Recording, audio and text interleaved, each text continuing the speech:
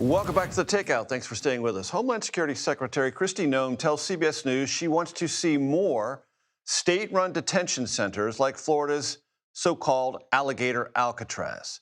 DHS is working on launching similar facilities across the country. Noem says the sites under consideration would be placed near airport runways. The aim there, she says, making deportations more efficient. Nicole Sganga spoke with Secretary Noem and joins me now on the family table. Nicole, always great to see you. Thanks for this reporting. You traveled to South America with the DHS Secretary, had a long interview with her on the plane flight.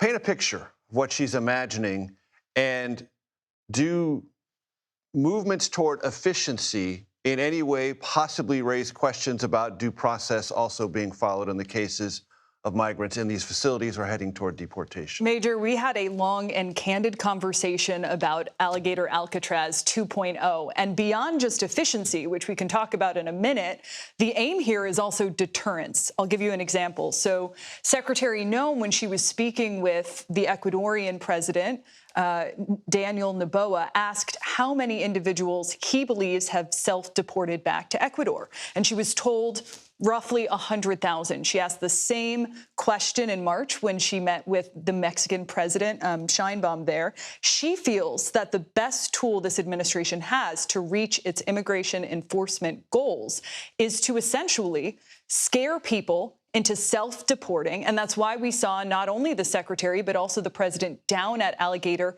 Alcatraz spotlighting those conditions. Now, there is something to be said about the logistics here. Putting this sort of detention facility next to a runway, next to a jet port makes sense. It speeds up, it expedites that process of deporting people back to their home countries or to a third country.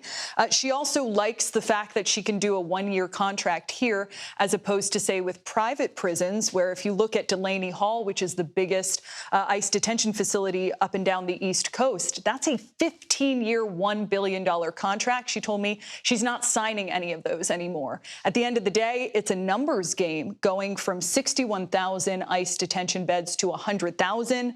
The secretary has $45 billion to do it as part of that big, beautiful bill that was signed into law last month. Now, as for whether or not there are concerns about the legality of this, and I know, Major, there have been discussions also about whether the conditions are humane or not. We know that from hearing from detainees, there is concern about unsanitary and inhumane conditions, food with maggots, limited access to water, limited access to religious rights, limited access to legal counsel.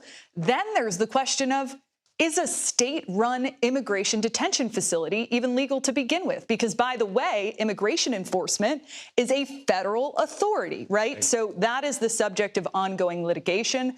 The next court hearing is on Wednesday. One other thing to watch, Secretary Noem told me they're already considering facilities in Nebraska, in Louisiana, and in Arizona. Will those facilities take a cue from Florida Governor DeSantis, who used emergency state powers to open this up, or will they avoid the legal traps altogether? Will they sign what's called intergovernmental service agreements, similar to what a county jail would do with ICE, get around that and just sign the dotted line and let ICE take custody of those individuals within these new state-run facilities, Major? Important details and vital questions still to be pursued, and I know you'll pursue them for us. Thank you. Nicole Sganga, thank you very much.